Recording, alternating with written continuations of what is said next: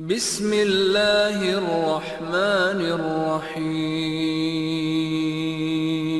السلام علیکم ورحمۃ اللہ وبرکاتہ۔ الحمدللہ رب العالمین والصلاة والسلام علی اشرف الانبیاء والمرسلین نبینا محمد وعلی آلہ واصحابہ اجمعین وبعد۔ جدید مناہج کی حقیقت کے آج کے اس حلقے میں انشاءاللہ تبارک و تعالی ہم اور آپ اسی مسئلے پر گفتگو کر رہے ہیں، جاری رکھیں گے جو مسئلہ اس سے پہلے کے سیشن میں ہم نے پڑھا ہے۔ اس سے متعلق جو چند باتیں باقی بچی ہیں انشاءاللہ انہیں مکمل کیا جائے گا، اور پھر اس کے بعد مزید اگلی باتیں آپ کے سامنے پیش کی جائیں گی۔ یاد کریں کہ ہم نے آپ نے اس سے پہلے جو موضوع پڑھا ہے اور وہی سلسلہ چل رہا تھا، وہ موضوع تھا کہ مسلمانوں کے اوپر یہ واجب ہے کہ امام یا اپنا امیر مقرر کریں، اور ساتھ ہی ساتھ یہ بات چل رہی تھی کہ اصل میں بیعت کرنے والے امیر، امام، حاکم، ولی امر پر بیعت کرنے والے اصل میں ارباب حل و عقد ہوں گے، یعنی علماء ہوں گے، بڑے ذمہ داران ہوں گے، اور اسی طرح سے حیثیت اور رسوخ رکھنے والے لوگ ہوں گے، علم والے لوگ ہوں گے۔ اس قسم کے لوگ جو ہیں وہ اصل میں بیعت کریں گے۔ ساری رعایا یعنی عوام ساری کی ساری آ کر کے بیعت کرے، ایسا نہیں ہے۔ یہ ارباب حل و عقد بیعت کریں گے اور عوام ان کے تابع ہوں گے۔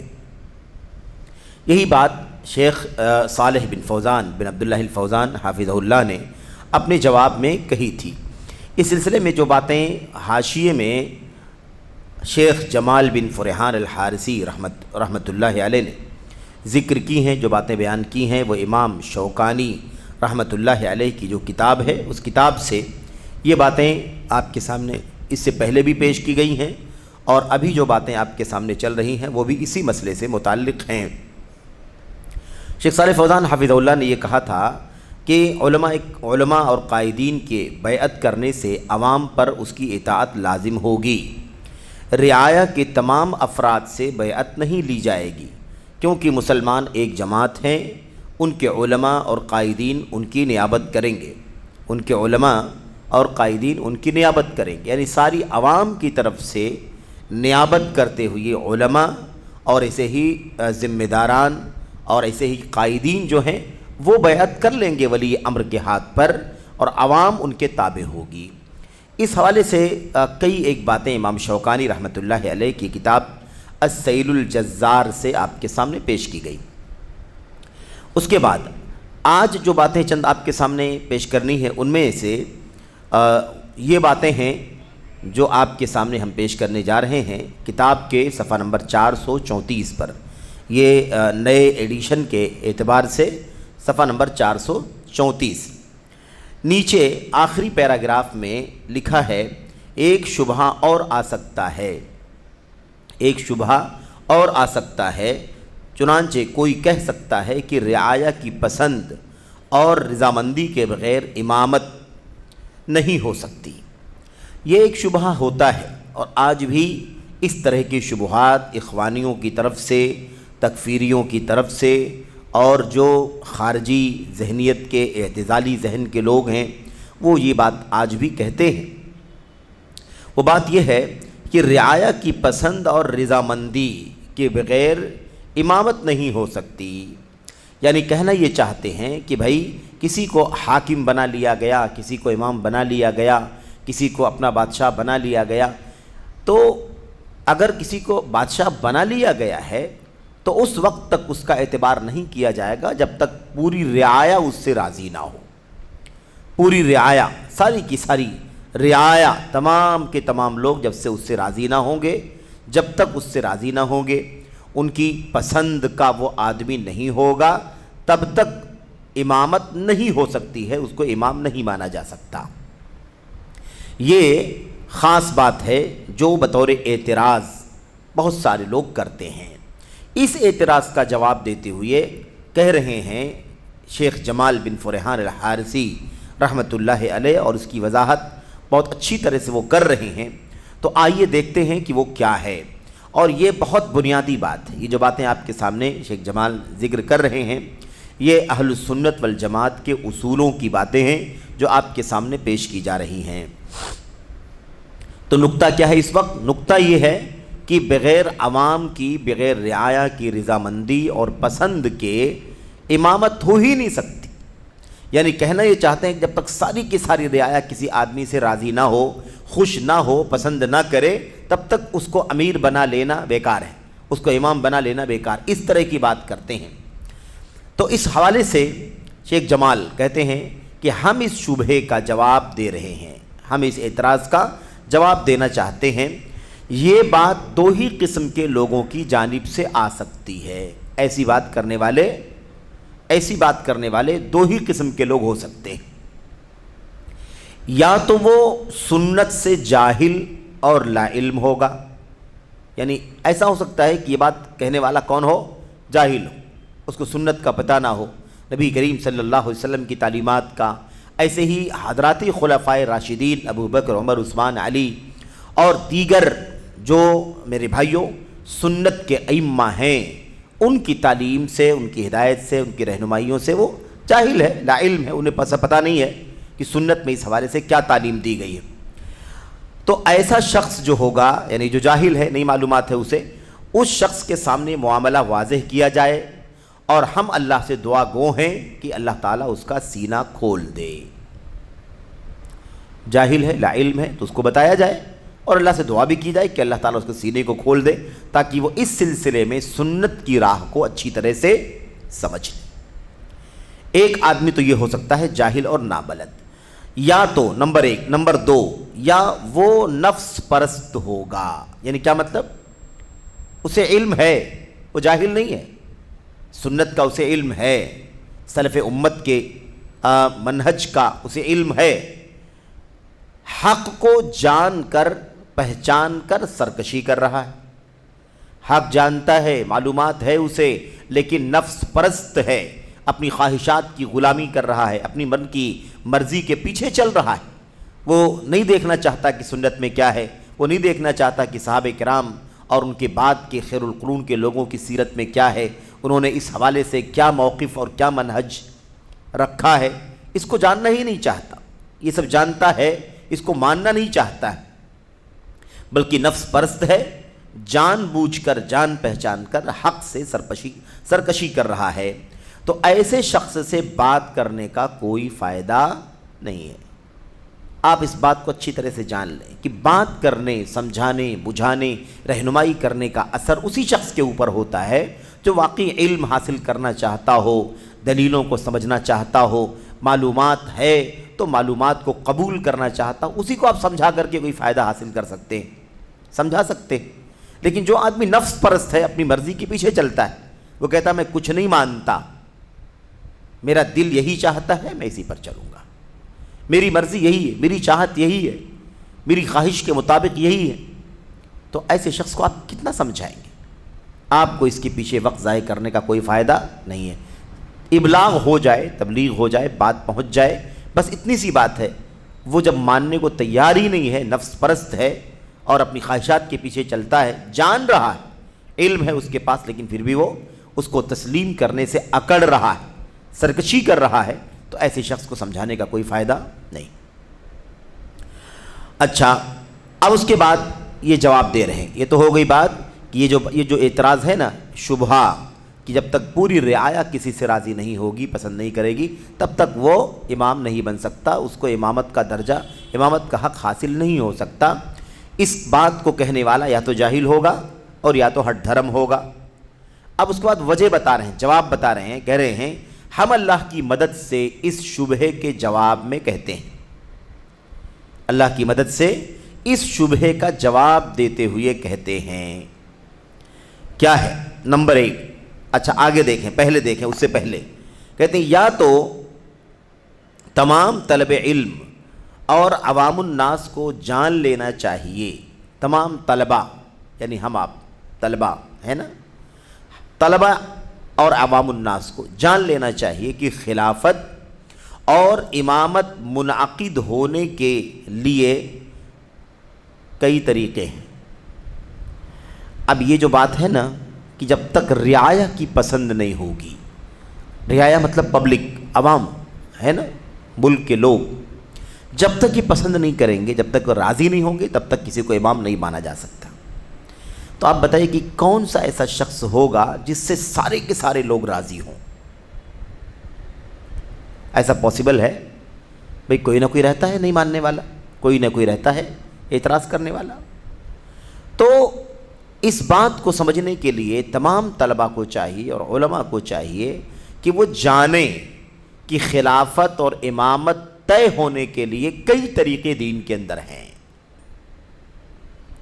کئی طریقے دین کے اندر ہیں، اسلام کے اندر کئی طریقے ہیں۔ ان طریقوں میں سے جو بھی طریقہ اختیار کیا جائے گا امامت منعقد ہو جائے گی، بادشاہ، حاکم، امیر، امام، خلیفہ مقرر ہو جائے گا کئی طریقوں سے۔ نمبر 1، یا تو اولا اور افضل شخص کا اختیار کر لیا جائے، اولا اور افضل شخص کا اختیار کر لیا جائے۔ 100 لوگ ہیں، ان 100 لوگوں میں سب سے بہتر، سب سے افضل کون ہے، سب مل کر کے اس کو سلیکٹ کر لیں، چن لیں کہ ہمارا امیر ہوگا۔ ایک طریقہ یہ ہے۔ یہ ہوا کہ نہیں ہوا؟ یہ اللہ کے نبی صلی اللہ علیہ وسلم کی وفات کے بعد سب سے پہلے جو خلافت آئی ابو بکر صدیق رضی اللہ تعالیٰ عنہ کے ذمے، یہ ابو بکر صدیق رضی اللہ تعالیٰ عنہ کا انتخاب کیسے ہوا تھا؟ سب سے افضل کا انتخاب کر کے ہوا تھا۔ جو بھی تھے ہے نا صحابہ کرام، تو ان لوگوں نے اپنے میں سب سے افضل کا انتخاب کیا، جو سب سے بہتر ہے، نیکی، تقوی، سوجھ بوجھ ہے نا، عوام اور رعایا کے ساتھ ہمدردی، ان کی مصلحتوں کو سمجھنا، اس اعتبار سے، ہر اعتبار سے جو سب سے افضل تھا اس کا انتخاب کر لیا گیا، اور اسی کو امام، اسی کو اپنا خلیفہ، اسی کو اپنا امیر المومنین تسلیم کر لیا گیا۔ تو ایک طریقہ تو یہ ہے، ایک طریقہ یہ ہے، کس چیز کا؟ امیر اور امام منعقد کرنے کا، امامت کے انعقاد کا ایک طریقہ یہ ہے کہ سب سے افضل کا انتخاب کر لیا جائے۔ نمبر 1۔ نمبر 2، دوسرا طریقہ کیا ہے؟ یا پہلا خلیفہ دوسرے کو اپنا ولی عہد بنا دے، جو خلیفہ ہے ابھی جو خلیفہ ہے، ٹھیک ہے، اب یہ خلیفہ اپنے بعد کسی کو ولی عہد بنا دے، یعنی میری جگہ پر میری وفات کے بعد، میری دنیا سے جانے کے بعد فلاں شخص میری ذمہ داری قبول کرے گا، اٹھائے گا۔ اس کو کیا کہتے ہیں؟ ولی عہد۔ ولی عہد یہ شریعت کا طریقہ ہے، یہ ہمارے اسلاف کا طریقہ ہے۔ یہ طریقہ کب اختیار کیا گیا؟ یہ طریقہ کب اختیار کیا گیا؟ دیکھیں، جیسا کہ ابو بکر صدیق رضی اللہ تعالیٰ عنہ نے عمر رضی اللہ تعالیٰ عنہ کو اپنا ولی عہد نامزد کیا، ٹھیک ہے، تو پہلے ابو بکر کا انتخاب کیسے ہوا تھا؟ اولا اور افضل، جو سب سے بہتر ہے اس کا انتخاب کر لیا لوگوں نے۔ دوسرا طریقہ یہ ہے کہ خود ابو بکر صدیق رضی اللہ تعالیٰ عنہ نے اپنا ولی عہد نامزد کر دیا، ڈکلیئر کر دیا کہ میری وفات کے بعد خلافت کی میرے بھائیوں ذمہ داری کون اٹھائے گا؟ عمر بن خطاب رضی اللہ تعالیٰ عنہ۔ اگر یہ غلط ہوتا تو ابو بکر صدیق رضی اللہ تعالیٰ عنہ ایسا کرتے؟ اللہ کے نبی صلی اللہ علیہ وسلم نے کیا فرمایا تھا؟ علیکم بسنتی وسنت الخلفاء الراشدین المہدیین من بعدی، میری سنت کو لازم پکڑو اور میرے خلفاء راشدین، ہدایت یافتہ نیک خلفاء جانشین کی سنت کو لازم پکڑو۔ تو اللہ کے نبی صلی اللہ علیہ وسلم کی سنت کو اور آپ کی خلفاء ابو بکر صدیق رضی اللہ تعالیٰ عنہ کی سنت کو لازم پکڑو۔ انہوں نے کیا طریقہ دیا؟ انہوں نے طریقہ یہ دیا کہ ولی عہد نامزد کیا جا سکتا ہے، ولی عہد۔ اب آج جو ہے اگر ولی عہد نامزد کر دے کوئی حاکم، کوئی بادشاہ، کوئی خلیفہ، کوئی امام، تو اس پر دنیا اعتراض کرنے کے لیے کھڑی ہو جاتی۔ ولی عہد کیوں نامزد کر دیا؟ پبلک اپنی مرضی سے جس کو چاہے گی منتخب کرے گی. ولی عہد کیوں نامزد کر دیا گیا؟ بھئی ولی عہد نامزد کرنا یہ سنت ہے ابو بکر صدیق رضی اللہ تعالیٰ عنہ کی. ٹھیک ہے، تو ایک طریقہ دوسرا کیا ہے کہ خلیفہ اپنا ولی عہد بنا دے، جیسا کہ ابو بکر صدیق رضی اللہ تعالیٰ عنہ نے عمر رضی اللہ تعالیٰ عنہ کو اپنا ولی عہد نامزد کیا. نمبر 2. نمبر 3، تیسرا طریقہ کیا ہے حاکم اور خلیفہ اور بادشاہ کے انتخاب کرنے کا؟ تیسرا طریقہ کچھ معروف متعین لوگوں کی نشاندہی کر دے کہ ان میں سے کسی کا انتخاب کر لیں. یعنی ایک ولی عہد تو ایک ہوتا ہے کہ میرے بعد فلاں کو ذمہ داری سونپی جائے یا میرے بعد فلاں ذمہ دار ہوگا. ٹھیک ہے، یہ ابو بکر صدیق رضی اللہ تعالیٰ عنہ نے کیا. اس کے علاوہ تیسری شکل یہ ہے کہ ایک ولی عہد نامزد نہیں کرنا، بلکہ ایک ٹیم 2 4 6 8 10 کا نام لے لیا جائے کہ ان میں سے جس کو سب سے بہتر سمجھنا اس کو اپنا امام بنا لینا. کوئی کہہ سکتا ہے کہ یہ کیسے، کیوں آخر ولی عہد نامزد پہلے سے کیوں کر دیا جائے، یا ایک چند متعین لوگوں کا کیوں نام لے کر کے بیان کر دیا جائے کہ ان میں سے جس کو بہتر سمجھنا اس کا انتخاب کر لینا. ایسا کیوں کر سکتے ہیں، کیوں کیا جائے؟ بھئی چھوڑ دیا جائے، بعد کے لوگ جو ہیں وہ انتخاب کر لیں گے. ایسا کیوں کیا جاتا ہے؟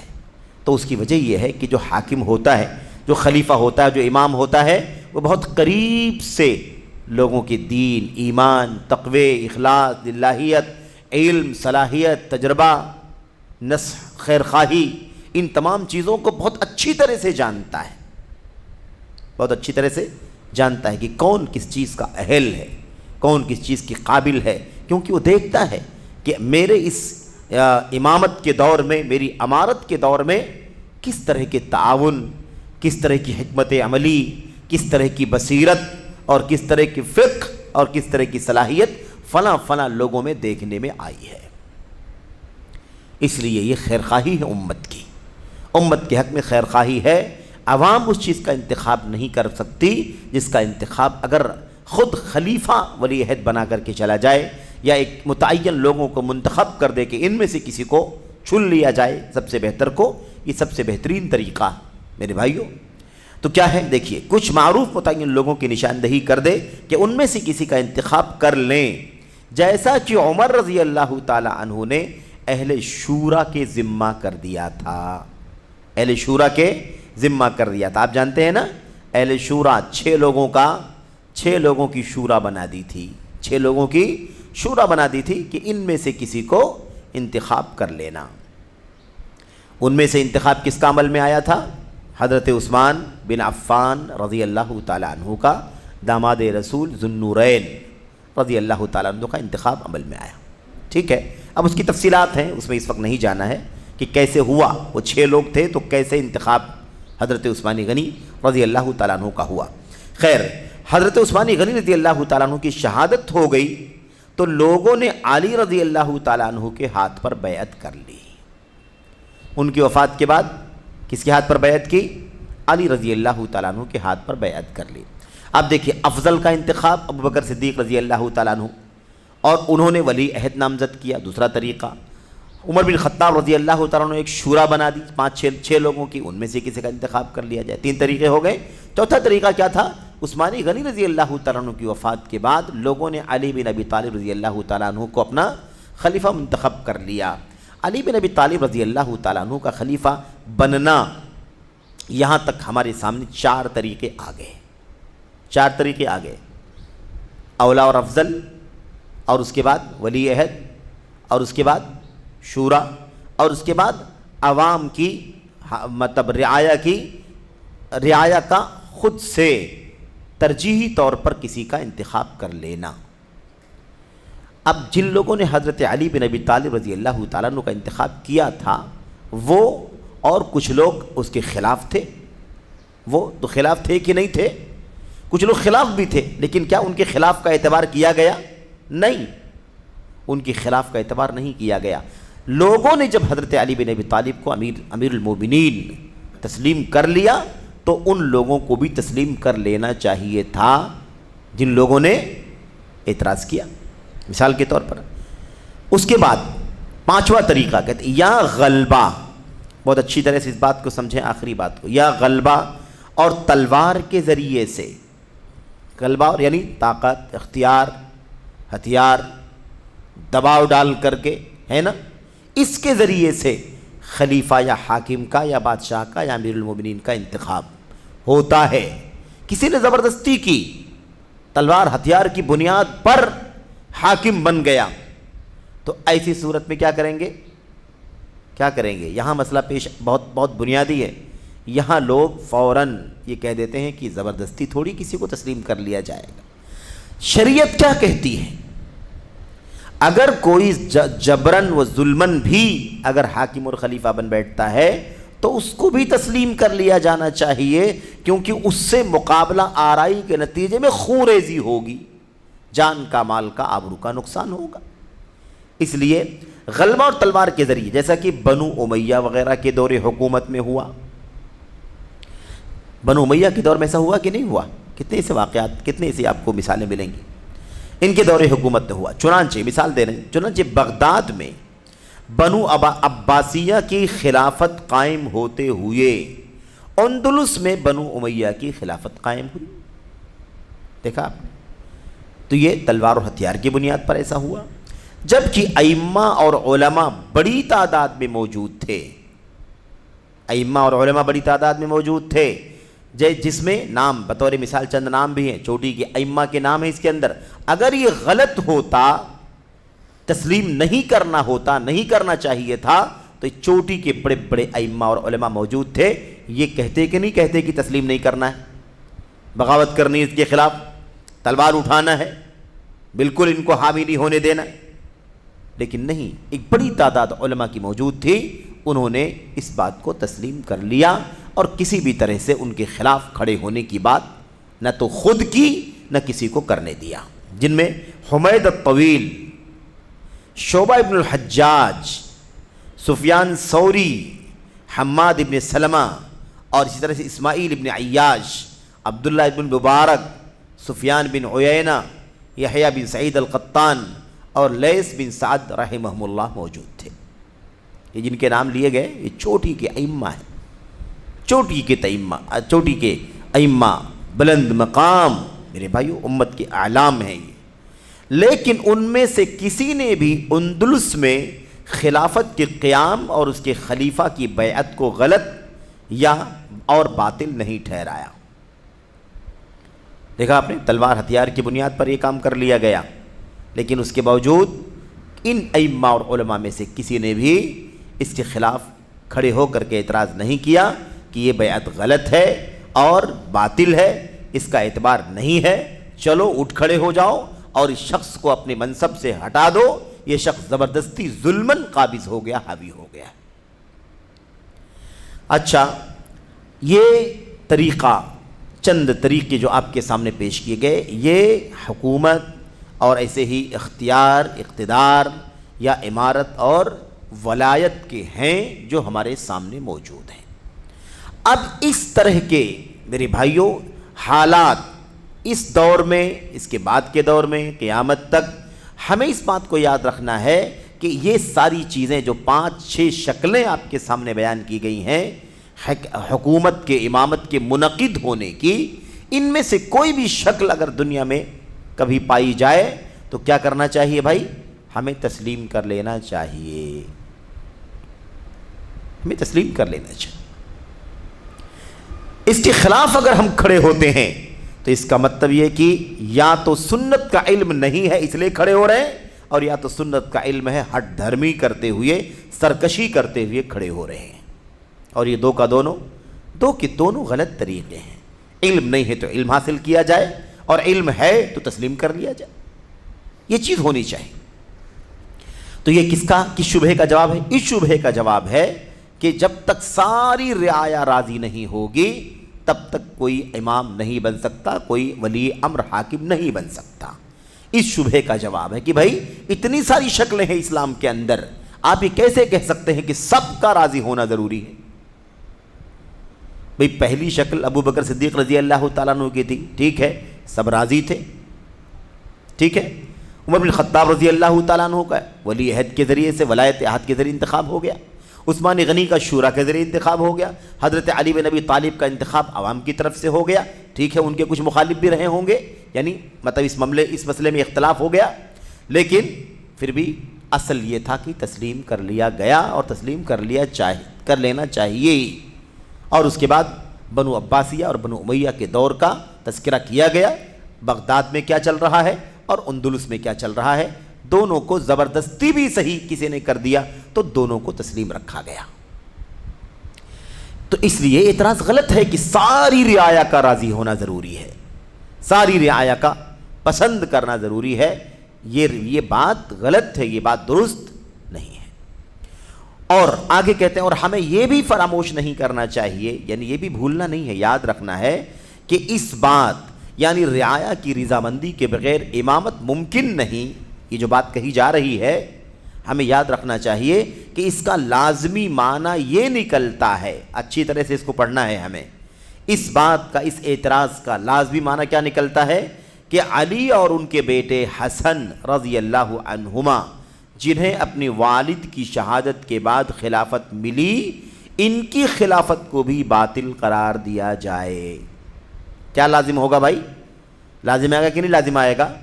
بے حضرت علی کے خلاف بھی کچھ لوگ اور حضرت حسن کے خلاف بھی کچھ لوگ تھے کہ نہیں تھے؟ تو کیا سب کے راضی ہونے کی شرط لگائی جائے گی تو ان دونوں کی خلافت باطل ہو جائے گی کہ نہیں ہو جائے گی؟ کیونکہ سب لوگ راضی نہیں تھے، سب لوگ راضی نہیں تھے، تو اس لیے یہ بات درست نہیں ہے کہ جب تک ساری کی ساری عوام، ساری کی ساری رعایا راضی نہ ہو تب تک کوئی امام نہیں ہو سکتا، یہ بات معتبر نہیں ہے۔ اس بات کو اگر مان لیا جائے جیسے کہنے والے، اعتراض کرنے والے کر رہے ہیں، تو اس کا مطلب یہ نکلے گا کہ حضرت علی کی خلافت بھی صحیح نہیں ہے، نعوذ باللہ، اور ان کے بیٹے حضرت حسن بن علی رضی اللہ تعالیٰ عنہما ان کی خلافت بھی صحیح نہیں ہے، یہ لازم آئے گا، کیونکہ ان دونوں کی بیعت پر پوری امت متفق نہیں ہوئی تھی۔ اس لیے اچھی طرح سے غور کر لے، سمجھ لے مسئلے کو، آئی بات سمجھ میں؟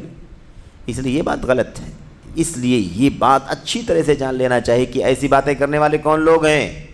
خروج والی ذہنیت، خروج کی سوچ رکھنے والے لوگ، بغاوت کی سوچ رکھنے والے لوگ، جن میں خصوصیت کے ساتھ اس وقت سب سے اوپر کون ہے؟ الاخوان المسلمون کے لوگ ہیں، اور ان کے فکر، ان کی رائے سے، ان کے موقف سے اتفاق رکھنے والے لوگ ہیں جو اسی طرح کی بات کرتے ہیں۔ حکمرانوں کے خلاف اعتراض ہے نا، زبان درازیاں، تشہیر، ان کی بےعزتی، ان کی کمیوں کو، ان کی کوتاہیوں کو دنیا کے سامنے پھیلا کر کے لوگوں کے دلوں میں نفرت پیدا کرنے کی کوشش کرنا، اور یہ کہنا کہ حاکم بنے بیٹھے ہیں، بادشاہ بنے بیٹھے ہیں، رعایا کا 10%، 20%، 30% حصہ ان کے خلاف ہے، کیسے ایسے آدمی کو حاکم تسلیم کیا جا سکتا ہے؟ اس قسم کی بات کرنے والے کون ہیں؟ یہی اخوانی ہیں، خارجی ہیں، رافضی ہیں، اور اس نظریے کے لوگ بھی ہیں، جو بھی ہوں، وہ جس نام سے بھی جانے جاتے ہوں، جماعت کی شکل میں ہو، فرقے کی شکل میں ہو، یا پھر انفرادی، میرے بھائیوں کوئی اس طرح کی باتیں کرنے والا کر رہا ہو، بہر صورت یہ موقف درست نہیں ہے، اور یہ بات اتنی زیادہ بنیادی ہے کہ جو حقیقت سے ایک دم جڑی ہوئی ہے۔ بھئی دنیا میں کسی ایک شخص پر سب کا راضی ہو جانا کتنا مشکل کام ہے، کتنا مشکل کام، آپ بتائیے۔ ابو بکر صدیق رضی اللہ تعالیٰ عنہ کا، بھئی رافضیت، ابو بکر صدیق کے زمانے میں رافضیت چلو ٹھیک ہے نہیں تھی، ٹھیک ہے، رافضیت کی فکر آنے کے بعد کیا بیان کیا شیخ نے کہ پہل خلافت کی شروعات جب ہوئی ہے تو اولا اور افضل کی بنیاد پر لوگوں نے منتخب کر لیا تھا۔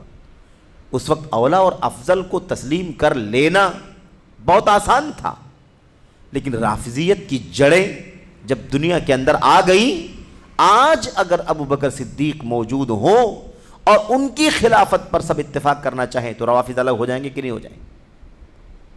اولا اور افضل ہیں پوری امت کے، لیکن روافض تسلیم کریں گے؟ غاصب کہتے ہیں وہ ابو بکر صدیق رضی اللہ تعالیٰ عنہ۔ عمر بن خطاب ولی عہد تسلیم کیا کہ نہیں کیا امت نے، لیکن روافض تسلیم کریں گے؟ نہیں کریں گے۔ ابو بکر و عمر کو لعنت کرنے والے یہ روافض، گالیاں دینے والے، کہاں سے ان کو اپنا امام اور خلیفہ تسلیم کر سکتے ہیں؟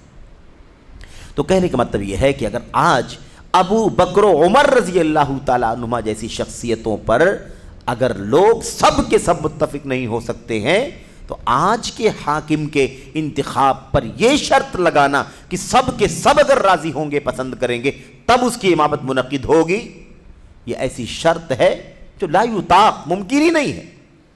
کسی کا نام پیش کر کے دیکھ لو، سب کے سب کا اتفاق نہیں ہو سکتا۔ اس لیے یہ اللہ تبارک و تعالیٰ کی طرف سے امت کے ساتھ ایک رحم کا معاملہ ہے کہ امت کی اجتماعیت اور امت کا اتحاد اور امت کی جماعت کا نظام چلتا رہے، اور ان شکلوں میں سے جس شکل میں بھی امامت اور ولایت، امارت منعقد ہوتی ہے، اسے منعقد مانا جائے گا، اسے تسلیم کیا جائے۔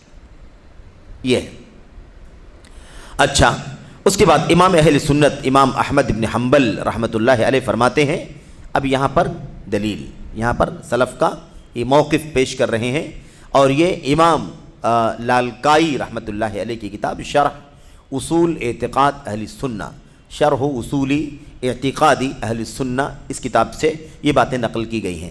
امام احمد بن حنبل رحمۃ اللہ علیہ فرماتے ہیں، ہمارے یہاں سنت کے اصول یہ ہیں، ہمارے یہاں سنت کے اصول یہ ہیں کہ رسول اللہ صلی اللہ علیہ وسلم کے صحابہ جس منہج و طریقے پر قائم تھے اس پر مضبوطی سے گامزن رہیں، اس منہج پر مضبوطی سے گامزن رہیں اور ان کی پیروی کریں، اور ان کی پیروی کریں، اپنے حکمرانوں کی سمع و طاعت کریں۔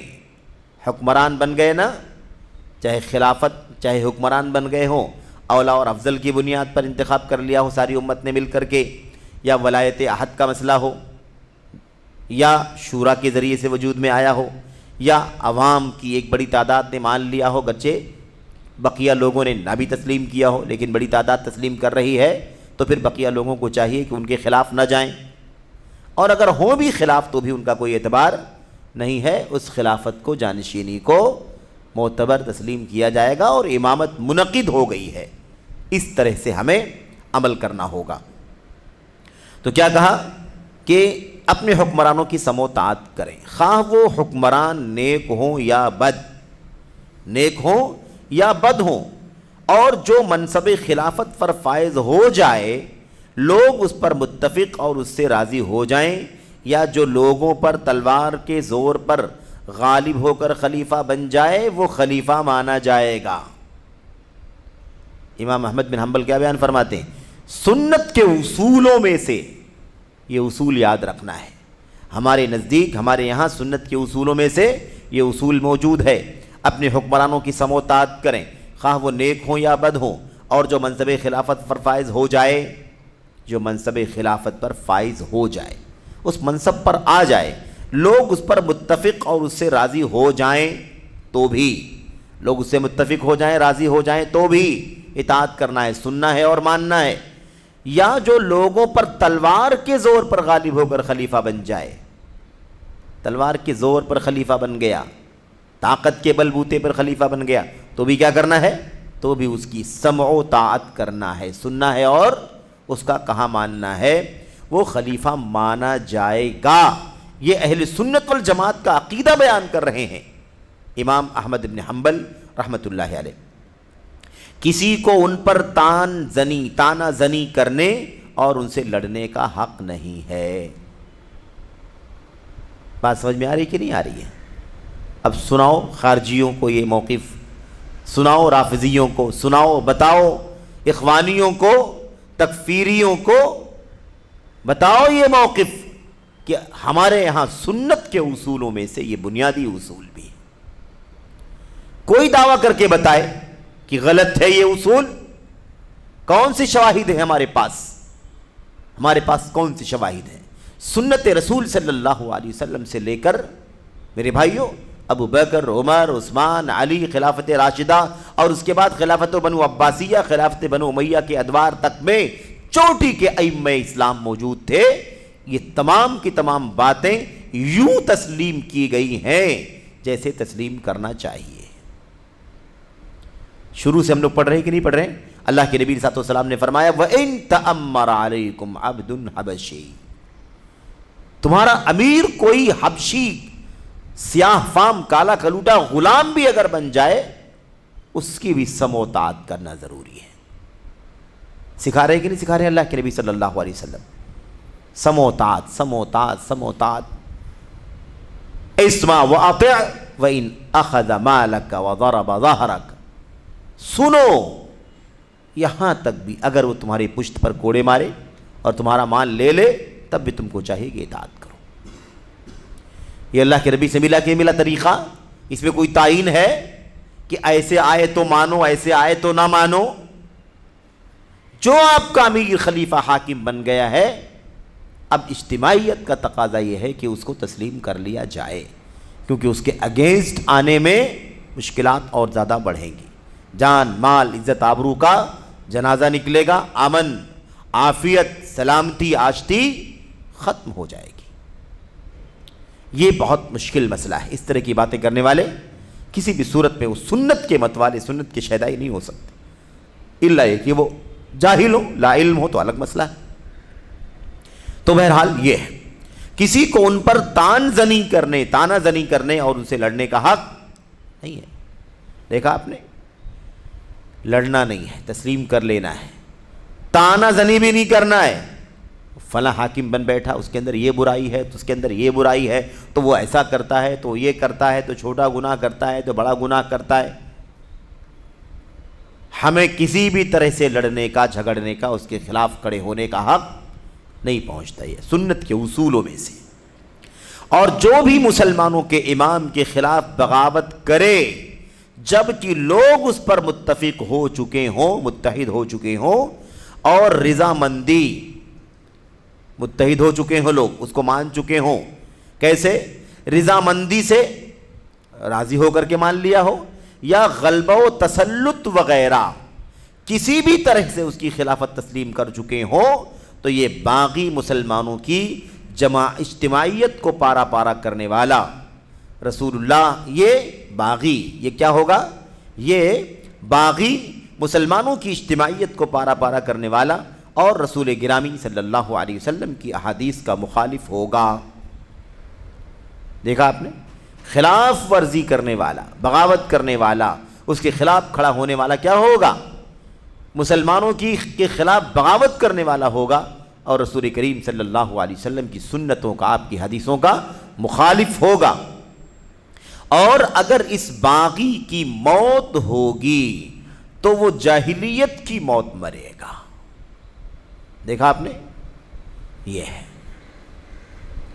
جو بھی امرہم جمع، جو بھی کھڑا ہو بغاوت کرنے کے لیے، جبکہ کسی شخص پر امت کے لوگوں نے بطور خلیفہ، بطور امام، بطور حاکم، بطور امیر المومنین اتحاد کر لیا ہو، اتفاق کر لیا ہو، مان لیا ہو، تو اب اس کے خلاف کھڑا ہونے والا کیا ہوگا؟ باغی ہوگا۔ اور اگر اس باغی کی موت ہو گئی اسی حالت میں تو اس کی موت جاہلیت کی موت ہوگی، کیونکہ یہ عشوائی، منمانی، آزاد روی، یہ کس کا کام تھا؟ جاہلیوں کا کام تھا، جاہلیوں کا کام تھا۔ زمانے جاہلیت میں عشوائی، کوئی کسی کو ماننے کو تیار نہیں، سب اپنی مرضی کے مطابق جیسا چاہتے تھے ویسا میرے بھائیوں وہ کرتے تھے۔ کسی کو اغوا، کسی کو بڑا، کسی کو پیشوا، کسی کو امام تسلیم کرنا ان کے ہاں میرے بھائیوں ممکن نہیں تھا، ایسا ماحول بنا ہوا تھا۔ تو بہرحال اس حالت میں مرنے والا یہ باغی اگر مر گیا تو جاہلیت کی موت مرے گا۔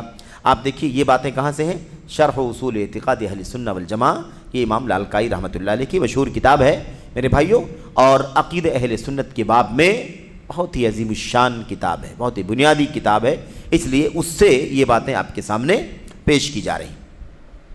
اس کے بعد اس دور میں ماضی قریب میں شیخ الاسلام محمد بن عبد الوہاب تمیمی نجدی رحمۃ اللہ علیہ، میرے بھائیوں یہ بھی عجیب و غریب تاریخ کا یہ نام ہے۔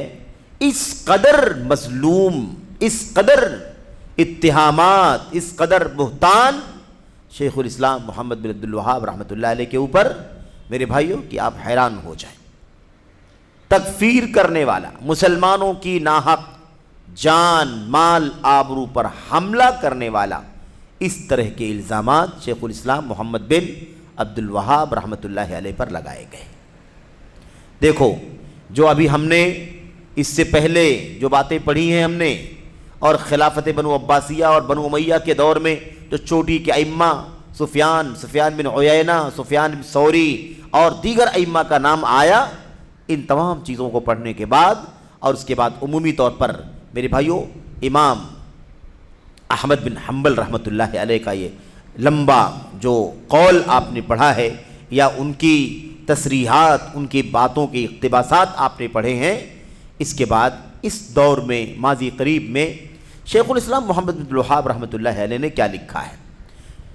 ہر مسلک کے ائمہ، یہ دیکھیے مسلک کا بھی جھگڑا نہیں ہے، اس میں تو مسلک کا بھی جھگڑا نہیں ہے، ہاں منہج کا جھگڑا ہے، مسلک کا جھگڑا نہیں ہے۔ ہر مسلک کے ائمہ اس بات پر متفق ہیں کہ جو بھی شخص کسی ملک یا ممالک پر غلبہ و تسلط حاصل کر لے، تمام چیزوں میں اس کا حکم امام وقت کا ہے۔ حنفیہ، مالکیہ، شافعیہ، حنابلہ، تمام مسالک کا اس بات پر اتفاق ہے کہ جو بھی شخص کسی ملک پر یا ایک سے زیادہ ملکوں پر، ایک ملک یا 2، 4، 6 ملکوں پر غلبہ اور تسلط حاصل کر لے، اپنی طاقت سے، اپنی اقتدار سے کیا کر لے، اپنی پاور سے حاوی ہو جائے، تمام چیزوں میں اس کا حکم کیا ہوگا؟ امام وقت کا حکم ہوگا۔ یعنی اسے اپنا امام مان لیا جائے گا، اسے اپنا امیر مان لیا جائے گا، چاہے گرچہ وہ جبرن آ گیا ہے، اپنی طاقت سے، اپنی اختیار سے، اپنی قوت سے قابض ہو گیا ہے، تب بھی تمام چیزوں میں اس کو کیا تسلیم کیا جائے گا؟ امام وقت تسلیم کیا جائے۔ تمام مسالک کے لوگوں کا اس بات پر اتفاق ہے، اور اگر ایسا نہ ہوتا تو دنیا قائم نہ رہ سکتی۔ اگر ایسا نہ ہوتا تو دنیا قائم نہیں رہتی۔ بھئی اگر نہیں مانا جائے گا، کوئی نہیں مانے گا، کسی کو نہیں مانے گا، تو کیا حال ہوگا دنیا کا؟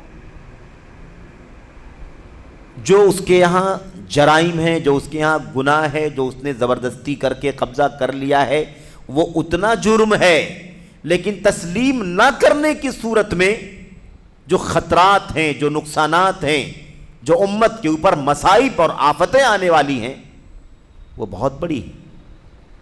اس لیے اسلام کبھی بھی مصلحتوں کو کھینچتا ہے اور مفاسد کو دور کرنے کا کام کرتا ہے۔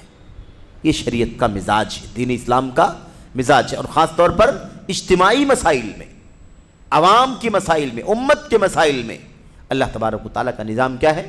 وہ مصلحتوں کو مقدم کرتا ہے، ہر جگہ مصلحتوں کو مقدم کرتا ہے، لیکن اجتماعی مسائل میں خاص طور پر اس کی اہمیت اور بھی زیادہ بڑھ جاتی ہے، کیونکہ لوگ بڑے لمبے زمانے سے کیا کہہ رہے ہیں شیخ الاسلام محمد بن عبد الوہاب رحمۃ اللہ علیہ کہتے ہیں کیونکہ لوگ بڑے لمبے زمانے سے امام احمد رحمہ اللہ کے پہلے سے لے کر آج تک ایک امام پر متفق نہیں ہوئے، یعنی ایک امام رہے پورے عالم اسلام کا، ایک امام رہے پورے عالم اسلام کا، ایسا امام احمد رحمۃ اللہ علیہ کے دور سے آج تک کبھی نہیں ہوا ہے۔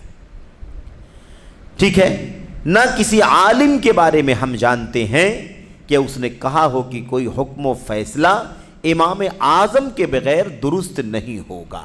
امام اعظم سمجھتے ہیں نا، امام اعظم یعنی وہ حاکم جو اکیلا سارے مسلمانوں کا ولی امر ہو۔ اب کیا ایک ملک میں ایک حاکم ولی امر ہے، دوسرے ملک میں دوسرا حاکم ولی امر ہے، تیسرے میں تیسرا ہے، چوتھے میں چوتھا ہے، کسی ملک میں کوئی قابض ہو گیا تو وہ حاکم بن گیا، کسی ملک میں کوئی قابض ہو گیا تو وہ حاکم بن گیا۔ کہہ رہے ہیں ایسے ہی چل رہا ہے، کب سے؟ امام احمد بن حنبل رحمۃ اللہ علیہ کے زمانے سے لے کر آج تک۔ اس لیے اس کو غلط نہیں کہنا ہے، اس لیے کہ یہ ممکن نہیں ہے، اس دور میں حالات ایسے نہیں رہ گئے، اس لیے یہ کہنا کہ امام اعظم کے بغیر کسی کی بات نہیں مانی جائے گی یا کسی کا حکم اور فیصلہ تسلیم نہیں کیا جائے گا، یہ بات درست نہیں ہے۔ امام اعظم کا مطلب یاد رہے کہ ایک حاکم مسلمانوں کا جو ساری دنیا کے مسلمانوں کا حکمران رہے، تبھی اس کی فیصلے کو لیا جائے گا، ورنہ اس کا فیصلہ نہیں لیا جائے گا، یہ بات کہنا درست نہیں ہے۔ یہ شیخ الاسلام محمد بن عبد الوہاب رحمۃ اللہ علیہ نے بات کہی ہے، اور یہ جیسا کہ الدرر الثنیہ کے اندر یہ بات موجود ہے۔ اچھا، اس کے بعد اخیر میں امام عبدالعزیز بن عبداللہ بن باز رحمہ اللہ کا بھی ایک قول آپ کے سامنے ذکر کیا گیا ہے، اس سے بھی انشاءاللہ تبارک و تعالیٰ یہ بات سمجھنے میں آسانی ہوگی، اسے بھی ہم پڑھ لیتے ہیں۔ کیا کہا شیخ بن باز رحمۃ اللہ علیہ نے؟ اور آپ جانتے ہیں کہ امام ابن باز رحمۃ اللہ علیہ میرے بھائیوں اس دور میں عصر حاضر میں دنیا کے چوٹی کے علماء میں سے ایک بہت بڑے عالم ہیں، اور امت کے بہت بڑے فقیہ ہیں، امت کے بہت بڑے بصیرت مند ہیں، اور پورے عالم اسلام کا دکھ درد محسوس کرنے والی شخصیت، اور پوری دنیا کے حکمرانوں پر نظر رکھنے والے، ان کے حق میں خیر خواہی کا جذبہ رکھنے والے، اور جب جہاں جہاں ان سے ممکن ہوا انہوں نے کوئی کسر نہیں چھوڑی کہ ممالک کے حکمرانوں کو خط لکھ کر کے نصیحت کریں، یا کسی کو بطور کہہ لیجیے قاصد بھیج کر کے کوئی پیغام پہنچائیں، یا وفد بھیج کر کے کوئی نصیحت کریں۔ اس میں کوئی کسر امام ابن باز رحمۃ اللہ علیہ نے اپنے دور میں نہیں چھوڑی ہے۔ اس پائے کے میرے بھائیوں یہ امام ہیں، اللہ تبارک و تعالیٰ انہیں اپنی رحمتوں میں جگہ عطا فرمائے۔ فرماتے ہیں ہم تمام لوگوں کو نصیحت کرتے ہیں کہ امام وقت کی سمع و طاعت کو لازم پکڑیں۔ تمام لوگوں کو ہم کیا کرتے ہیں؟ نصیحت کرتے ہیں کہ امام وقت، اسی لیے کیا کہا جاتا ہے؟ امام وقت، یعنی اس وقت جو حاکم ہے، ہم کو وہ پسند ہے کہ نہیں پسند ہے اس سے کوئی مطلب نہیں ہے، لوگوں نے ان کا انتخاب کر لیا ہے، کچھ لوگ اس کے مخالف بھی ہیں، کوئی بات نہیں، کسی نے پسند نہیں کیا ہے، اس نے اپنی طاقت و قوت سے غلبہ اور تسلط حاصل کر لیا ہے، تب بھی کوئی بات نہیں۔ امام وقت وہی ہے، اس وقت مسلمانوں کا امام کون مانا جائے گا؟ وہی مانا جائے۔ تو کیا ہے؟ ہم تمام لوگوں کو نصیحت کرتے ہیں کہ امام وقت کی سمع و طاعت کو لازم پکڑیں، اور بڑے گناہ و منکرات دیکھ کر، یہ الفاظ یاد رکھیں، اور بڑے گناہ اور منکرات دیکھ کر وحدت و اجتماعیت تباہ کرنے اور حکمرانوں کے خلاف بغاوت سے باز رہے۔ کیا کہتے ہیں بھائی؟ اخوانیوں کا، اس سے پہلے رافضیوں کا، خارجیوں کا، اور ہے نا اخوانیوں کا اس وقت، اور اس فکر کے لوگوں کا کیا کہنا ہے؟ ان کا کہنا کیا ہے؟ ان کا کہنا ہے کہ دیکھو گناہ کبیر چل رہا ہے، شراب چل رہی ہے، ٹھیک ہے، فلمیں، سینما چل رہا ہے، ناچ گانے چل رہے ہیں، ایسے حکمرانوں کو ہم کیسے اپنا حاکم تسلیم کر سکتے ہیں؟ اس طرح کی بات کرتے ہیں کہ نہیں کرتے؟ اس طرح کی بات کر کے ان کے خلاف بغاوت کی فضا بنانے کی کوشش کرتے ہیں۔ کیا ہے؟ صاف صاف بڑے گناہ و منکرات دیکھ کر وحدت و اجتماعیت تباہ کرنے اور حکمرانوں کے خلاف بغاوت کرنے سے باز رہیں، کیونکہ یہ خوارج کا دین ہے جو غلط ہے۔ یہ دین کس کا ہے؟ خوارج کا دین ہے۔ اس لیے کیا ہے؟ غلط ہے۔ یہ نبی کریم صلی اللہ علیہ وسلم کے حکم کے خلاف ہے۔ کسی کے لیے عصائے وحدت چاک کرنا اور علم بغاوت بلند کرنا جائز نہیں۔ کسی کے لیے عصائے وحدت ایک تعبیر ہے اردو کی، یعنی اتحاد کی لاٹھی کو پھاڑنا۔ اتحاد لاٹھی ہے، اتحاد کی لاٹھی، اسے پھاڑنا، اس کو چاک کرنا، یہ درست نہیں ہے، اور بغاوت کا جھنڈا اٹھانا بھی درست نہیں ہے۔ یہ نبی کریم صلی اللہ علیہ وسلم کے حکم کے خلاف ہے، ٹھیک ہے۔ اور جو اس کی دعوت دے گا، یعنی بغاوت کرنے کی دعوت دے گا اور اتحاد و اتفاق کو پارا پارا کرنے کی دعوت دے گا، از روئے شرع اسے قتل کر دیا جائے، شریعت کی روح سے اسے قتل کر دیا جائے، جیسا کہ اللہ کے نبی علیہ السلام نے فرمایا۔ اور حکمرانوں پر واجب ہے کہ اگر اس چیز کی دعوت دینے والوں کو جانیں، حکمرانوں کو چاہیے، حکمرانوں پر واجب ہے کہ اگر اس چیز کی دعوت دینے والوں کو جانیں تو سختی سے اس کا ہاتھ پکڑیں، تاکہ مسلمانوں میں کوئی فتنہ رونما نہ ہو، ٹھیک ہے۔ یہ ہے وہ خلاصہ جو شریعت کی تعلیمات کے نچوڑ کی حیثیت سے آپ کے سامنے امام ابن باز رحمۃ اللہ علیہ نے پیش کیا۔ ایک بات جو خاص طور پر میں عرض کرنا چاہتا ہوں اس موقع پر وہ یہ ہے کہ ہم یہ باتیں کر رہے ہیں کہ اسلام کا نظام یہ ہے، سنت کا طریقہ یہ ہے، سلف کا طریقہ یہ ہے، صحابہ کرام کا ہے نا، اور تابعین کے دور میں یہ سارا طریقہ چلتا رہا، اور یہی ائمہ اسلام کا موقف ہے، یہی اہل سنت والجماعت کا عقیدہ اور نظریہ ہے۔ سوال ایک بہت بنیادی ہے کہ جو لوگ بھی جس دور میں بھی اور جو لوگ بھی اس وقت سے لے کر کے آج تک جو لوگ بھی خروج کرنے کا کام کرتے ہیں، یعنی اس فکر کے ساتھ کہ گناہ کبیرہ ہو رہا ہے، معاصی ہو رہے ہیں، منکرات ہو رہے ہیں، اور اس حکومت کو ہٹا دینا ہے، اس حکومت کے تخت کو کیا کرنا ہے میرے بھائیوں، پورے طور پر تباہ کر دینا ہے، اور یہ حکومت برداشت کرنے کے قابل نہیں ہے۔ ایسی بات کرنے والے جس دور میں بھی رہے ہیں، کیا وہ بغاوت کرنے والے یا ایسی باتیں کرنے والے جس حکومت کے خلاف باتیں کرتے تھے، کیا وہ ان سے بہتر تھے؟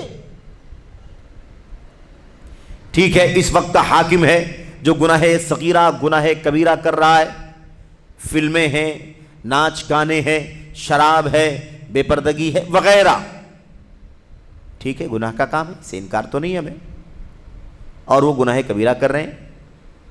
آپ لوگ جو ان کو ہٹا کر کے بغاوت کر کے خود آنا چاہتے ہو اور کسی اور کو لانا چاہتے ہو، کیا وہ معصوم ہے؟ ابھی وہ کون کون سے جرائم کر رہا ہے؟ بغاوت کرنے والے کون کون سے جرائم کر رہے ہیں؟ بغاوت کرنے والوں کا سب سے بڑا جرم، اگر کوئی اور جرم نہ ہو تو بغاوت کا جرم سب سے بڑا جرم ہے۔ یہ کس سنت اور تعلیم پر عمل کر رہے ہیں؟ کس سنت پر تعلیم پر عمل کر رہے ہیں بھائی بتائیں؟ ٹھیک ہے، خلفاء، حکمران اور ولاۃ امر گناہ کی کام کر رہے ہیں، لیکن آپ بغاوت کر کے کون سا اچھا کام کر رہے ہیں؟ آپ کو چاہیے کہ آپ کیا کریں؟ سنت کی تعلیمات پر، صحابہ کرام کی تعلیمات پر عمل کریں۔ امت کے سلف حکمرانوں کے ساتھ کیا موقف رکھتے تھے، حکمرانوں کے ساتھ ان کا موقف کیا ہوتا تھا، رویہ کیا ہوتا تھا، سنت کی تعلیمات کے مطابق ان کے ساتھ وہ کیسا بیہیو کرتے تھے، آپ کو بھی ویسے ہی کرنا چاہیے۔ آپ اگر ہر طرح سے پارسا ہیں، اور یہ ہوتا ہے، یہ بھی ہوتا ہے کہ تقوی، طہارت، تہجد ہے نا، نوافل، یہ ساری چیزیں بہت پائی جاتی ہیں بسا اوقات، لیکن بغاوت کا جھنڈا اٹھانے میں وہ آگے ہوتے ہیں، بغاوت کو بڑھاوا دینے میں زبان کا استعمال، بغاوت کو بڑھاوا دینے میں قلم کا استعمال کرنے میں کوئی تردد نہیں کرتے۔ ایسے لوگ کون سے پارسا ہیں، غور کر کے ذرا دیکھ لیں۔ اس لیے یہ بات بالکل بھی غیر مناسب ہے۔